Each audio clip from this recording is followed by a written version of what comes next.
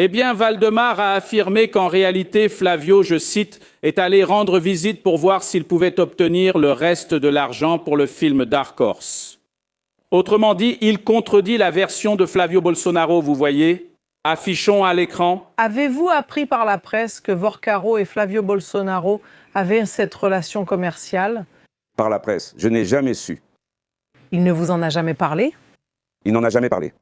Et quand vous lui avez demandé des explications, qu'a-t-il répondu? Non, il a dit que c'était le jour où tout a éclaté et qu'il a dû le faire parce qu'il avait besoin de collecter de l'argent pour le film de son père et qu'il n'avait pas d'autre option.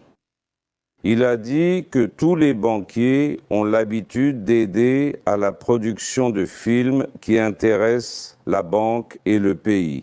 Et puis il a dit qu'il n'avait pas d'autre option et qu'il s'est adressé à Vorcaro pour recevoir cette aide afin de pouvoir réaliser le film.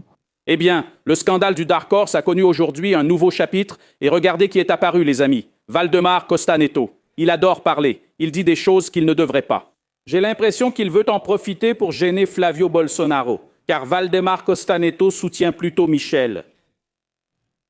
Il a essayé de justifier la visite de Flavio Bolsonaro chez Vorcaro après que Vorcaro ait déjà été arrêté. Vous vous souvenez, c'était une suite de ce scandale. Flavio a pris l'avion, il est venu à São Paulo, il est allé voir Vorcaro, il a dit non, je suis allé là-bas pour mettre fin à notre relation commerciale, il faut vraiment prendre l'avion pour faire tout ça? Voilà, Flavio Bolsonaro est allé le voir pour voir s'il pouvait récupérer le reste de l'argent. Vorcaro faisait l'objet d'une enquête, il n'a pas été condamné. Nous n'avons aucun doute que ce que Vorcaro a fait dans le pays était une barbarie, mais c'est normal. Ce que Flavio a fait est la chose la plus naturelle du monde. Valdemar est un vieux filou. Il semble défendre Flavio, mais il porte en réalité atteinte à Flavio Bolsonaro. D'abord, il affirme qu'il est normal de rencontrer un banquier magouilleur. Pour lui peut-être, mais pour un candidat à la présidence, cela le discrédite fortement. N'est-ce pas? Même parmi les milieux financiers qui annulent des réunions avec Flavio Bolsonaro, etc. Donc il a des difficultés. Et le deuxième point, plus grave à mon avis, c'est que Valdemar a oublié de se mettre d'accord sur leur version avec Flavio, ou l'a fait exprès. Parce que Flavio dit « Je suis allé là-bas pour y mettre fin, pour prévenir Vorcaro que nous mettions fin au partenariat ». Et Valdemar dit « Non, il y est allé pour récupérer le reste de l'argent parce qu'il savait que le gars allait être foutu ». Donc il fallait soutirer chaque centime possible à Vorcaro. C'est ce qu'a dit Valdemar Costa Neto. Ça fait très mauvais effet pour Flavio Bolsonaro. Donc la campagne de ce côté, c'est des disputes partout, des désaccords, et même ce genre de magouille. Une déclaration qui semble être un soutien, mais qui nuit au propre candidat. Bon, parlons du chef qui est en prison.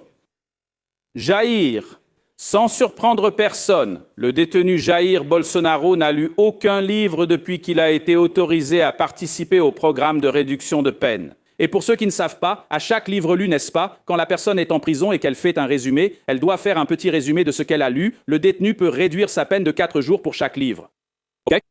Bolsonaro a été condamné à 27 ans et 3 mois de prison pour avoir coordonné la tentative de coup d'État. Mais il n'a pas lu. Il n'existe aucune trace des lectures de Jair Bolsonaro. Laura, ça pourrait même finir dans le film, non? Il pourrait ajouter un supplément.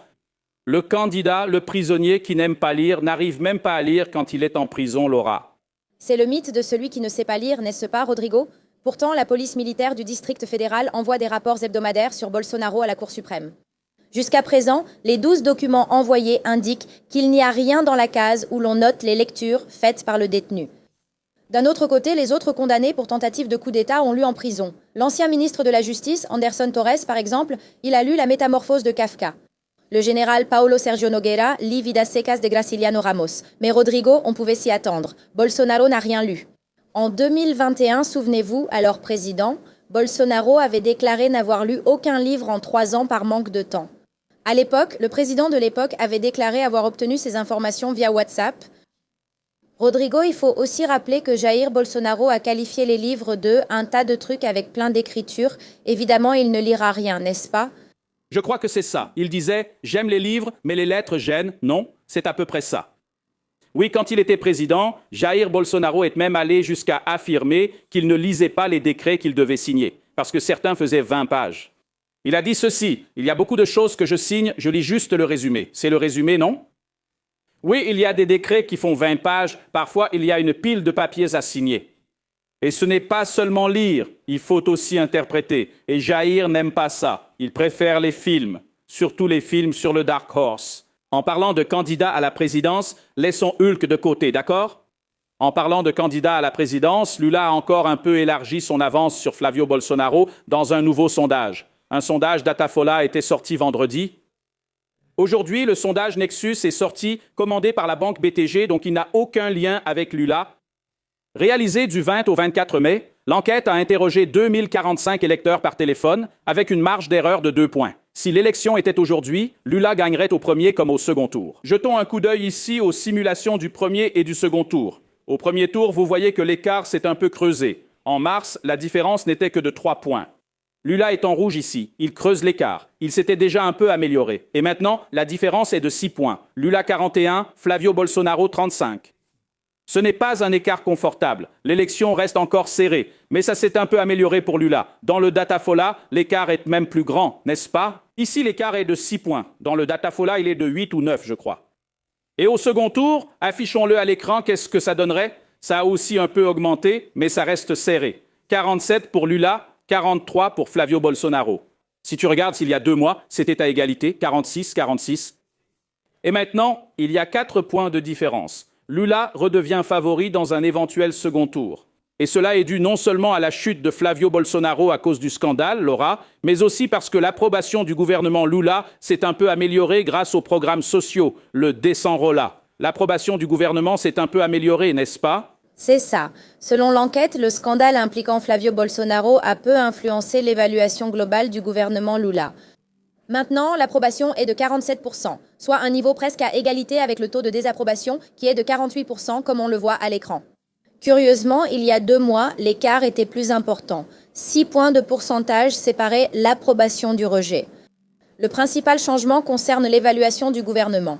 Un autre graphique montre que le gouvernement de Lula a nettement réduit le solde négatif depuis avril.